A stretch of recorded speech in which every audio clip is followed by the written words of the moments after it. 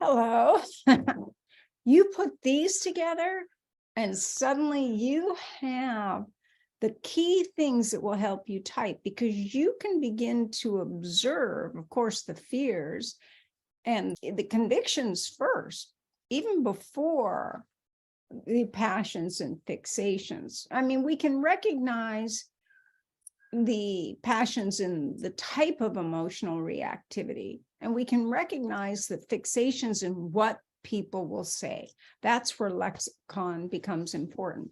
So when we look at the one, of course, we know what their prohibitive value is to not have anger. More specifically, it's a fear of showing anger that is inappropriate. And so when they have those inappropriate feelings, it's because conviction, again, has just shot up. It's red hot, and then they try to cut it off. And if they can't, if they've already said something, then what do? They justify what they've said. Why? Because they have a fear of being wrong, bad, evil, corruptible. But overall, anything that would be viewed by society and their standards as inappropriate.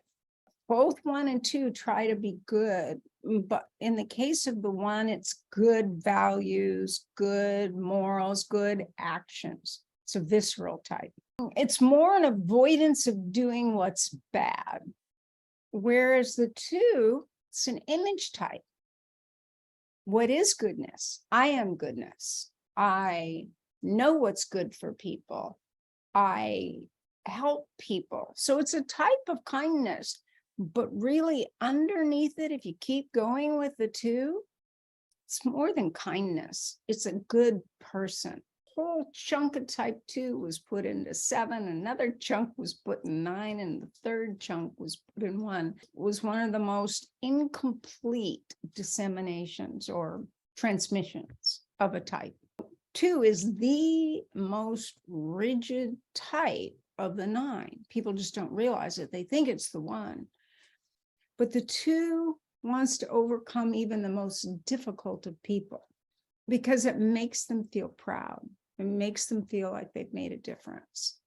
Now, if we look at the 3, it's deceit and vanity. The self-deception or leaving things out. One of the greatest way 3s deceive is to give the impression of something. They say everything that gives that implication without overtly lying. Now, is it the case with all 3s? No, health and unhealth make a huge difference, but I will say that all 3s know how to position things intuitively, kind of show their best side, their best advantage naturally. They're gifted at it from a very young age, and they learn to model those they perceive they want to be like, people they see as having the qualities they wish to possess. So anyhow, moving to the 4, okay, what image does the 4 need to portray to survive?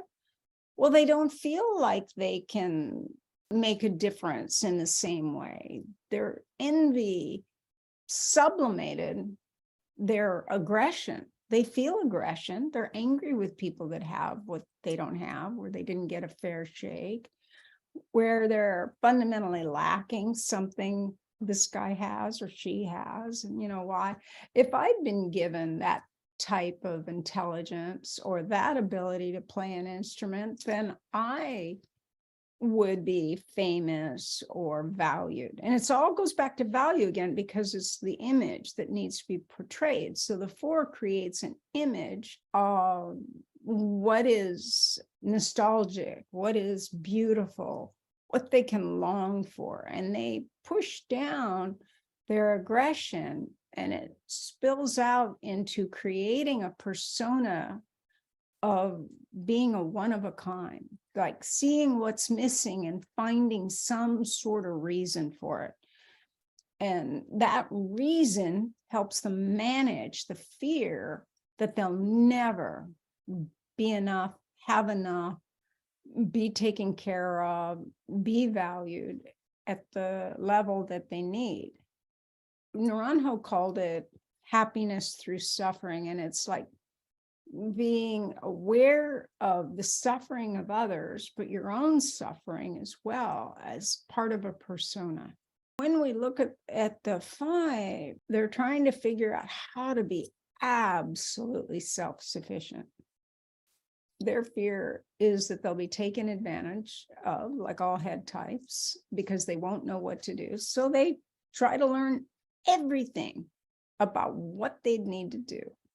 And if something arises in their world or the greater world, they go try to figure out the data. And they don't just look at one source or talk to a friend. They do their own research. And this was before the internet. They're going to find out what information they need to have to not depend on what other people say. And on the other end of that, they're going to know what other people don't, and people will see them as knowledgeable. So underneath that, they're holding on to what they have because they don't want to have to give something back, because they don't know what they'll need when, and they don't have the energy. 4 and 5 are at the bottom of the Enneagram, closer to the abyss, and know the life is tenuous. So they want their own resources. They don't want to be dependent on your goodwill or having to give goodwill to you. They just want to be on their own. And so they come across and are generally, at the very least, emotionally stingy, because it's not of value. And to act otherwise to them is like illogical and artificial and insincere. And to do that would be manipulating. Now, can 5s learn to do that and sell things if they're salesmen? Of course. In fact, they could figure out all kinds of triggers. But the thing is, they feel they must know and not be dependent on what another person is going to say, because they could be misled. So they find out what they need to know. They learn what they need to learn that they don't know. And the only time they really have problems is when they stop letting in new data. Like they come up with an idea of something and there's a piece that doesn't quite fit, like in a typology, they'll try and force that piece in. Whereas the healthy 5 says, there's something wrong with this typology or this schema or this concept and the details in the bigger concept. There's something more that needs to be learned.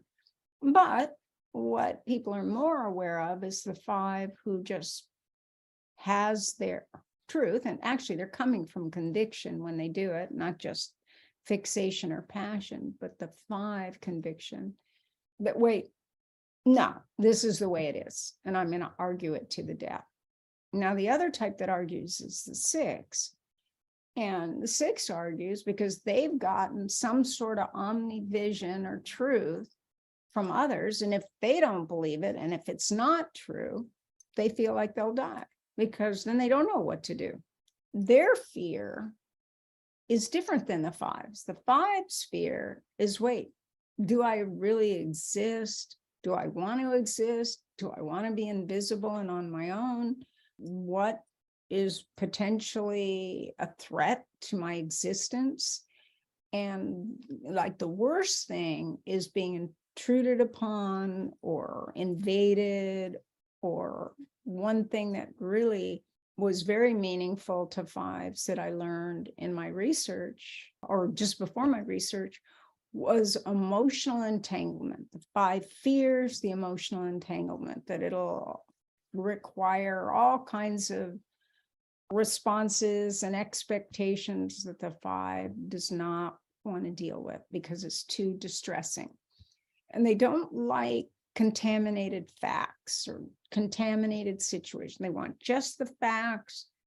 They don't want someone to put their emotional opinion on things, or to go with data that is not just factual. If we look at what the 6 is struggling with, it's they're afraid to be afraid. So what will trigger a 6 is feeling fear. And yet, if you ask a 6 intellectually what they're afraid of, they won't say fear, but they will say anxiety or worry or uncertainty or not knowing what to do or being unprepared. They'll give you the words on top. And if you keep pursuing, okay, if you were uncertain, what would happen? What would you have to deal with, contend with? And then they'll tell you, and it gets down to abject fear of not knowing what to do, who to ask, who will help. And so it's a fear of helplessness, but they won't identify with that at first. You have to get around the fear of fear itself, but they will relate to the fear of being alone and being blamed for something they didn't do, and how they're going to make sure they cover their bases if there's any possibility they could be suspect. And they will be cynical, and for the most part, think that other people are up to no good, or they could think everybody's up to good and then be shocked. Now, the 7 has the gluttony, meaning it could be a gluttony for the good things in life, food, comfort, whatever it is. But like then what was understood in the later training, after the initial training, is there could be intellectual gluttony, especially with the advent of the internet. My God, 7s are on it more than most. And 6s are just trying to make sense of things, but we all enjoy choosing what we want, when we want, how we want. The 7 still has a need to know, but they can usually move their interests in a new avenue. But if there isn't one, then that feels limiting. And the other thing is that they're egalitarians. So they like everybody to be on the same footing. But the minute someone or something suggests they're inferior, whoa, no. That's like an 8 being powerless. You're going to get a reaction. And the 7 is going to immediately go superior. So suddenly this egalitarian is going to say, wait, I'm not inferior to you. You're inferior to me. Or the situation is inferior, whatever the subject matter is, because any limitation is going to force them to have to deal with their greatest avoidance, which is emotional pain, which should be on here. What do they do when they can't experience what they want in the moment when it comes up? They start planning for it, imagining it. It isn't just planning, it's planning with imagination.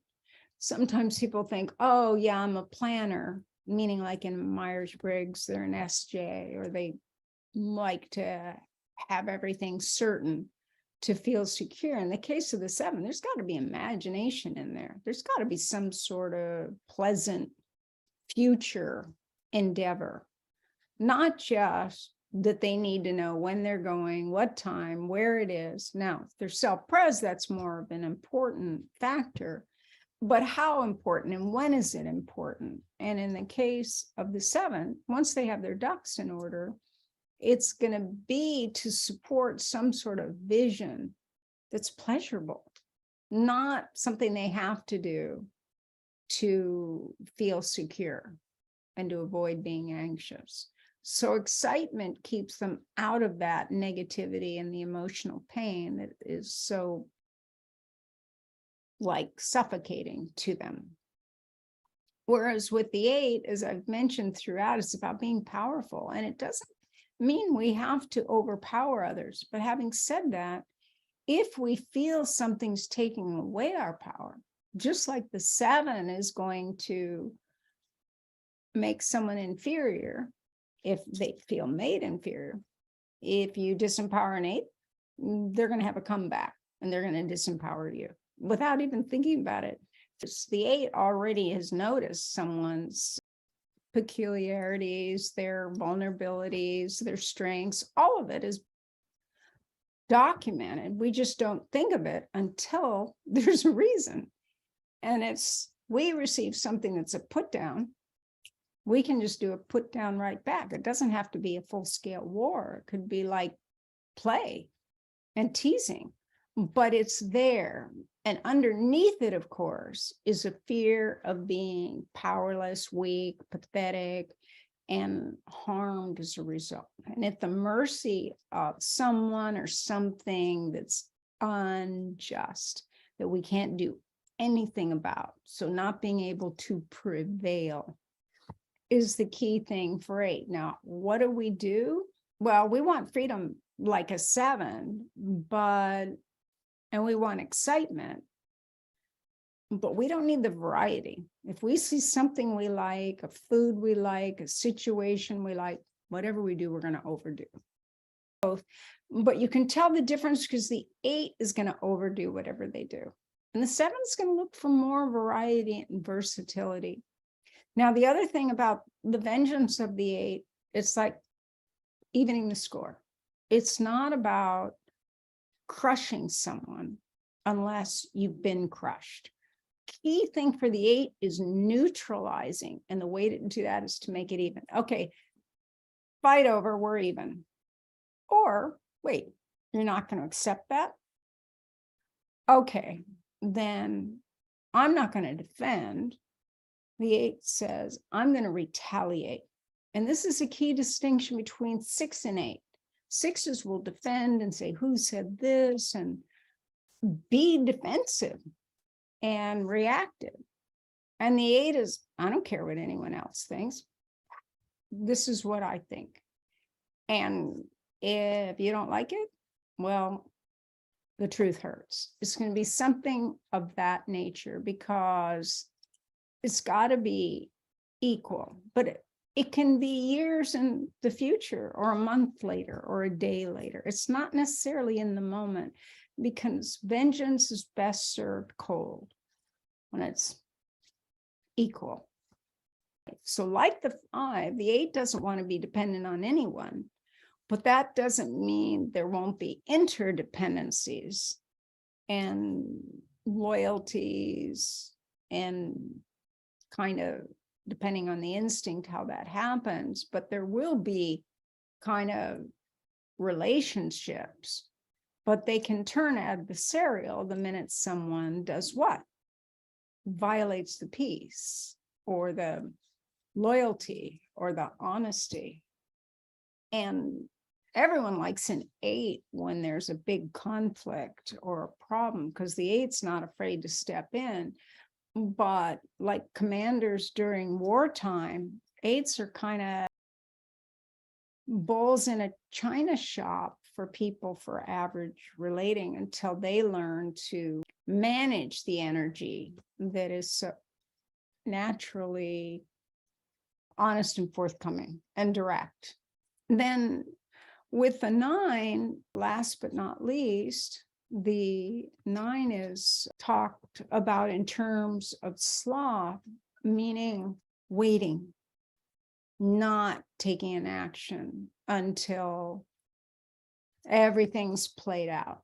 And the belief with the 9 is if you just wait, a lot of things solve themselves and you don't have to choose because choice means separation from others. So with the 9, the sloth is also, I want to be comfortable. Now, 8, 9, and 1 all want to be comfortable, but they're determining that based on different standards. In the case of the 9, it's like, what makes me comfortable so I don't have to separate from others? So there's no divisions and I have to land on one side or the other. How can I stand on both sides of a state line, for example, and not really be in one camp or the other, but I believe in both camps? And basically, the 9 doesn't want to be in a situation where they have to divide themselves because it's uncomfortable and they want to be comfortable, and they will talk about what's comfortable all the time. And the 9 thrives on being universal. And they see all points of view, which is the high side of 9. The struggle is they remain unconvinced by any. When you're typing, you must be able to see what the idealized image is. And you'll know by the fear. Because the minute something doesn't go our way, we're showing those fears, and then wham, our defense strategy comes in and just is like, the big brother or the muscle behind the vulnerable parts that we feel when we're in our core fears.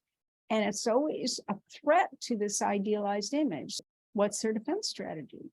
A lot of types can be combative if they have circumstances in their life where they had to develop it.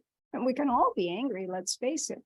What's important is that the 8 is comfortable with their anger. The 8 is not doesn't have to get fired up to be angry. You can just dole out a little word here or there and discharge it, and we're all good. The 8 goes with the moment. It's like, yeah, I don't think so. And there's some sort of pushback that isn't temporary that can then backtrack. It's like, yeah, okay, the 8 goes for it. And if the 8 goes down, the 8 goes down, holding on to what they believe in.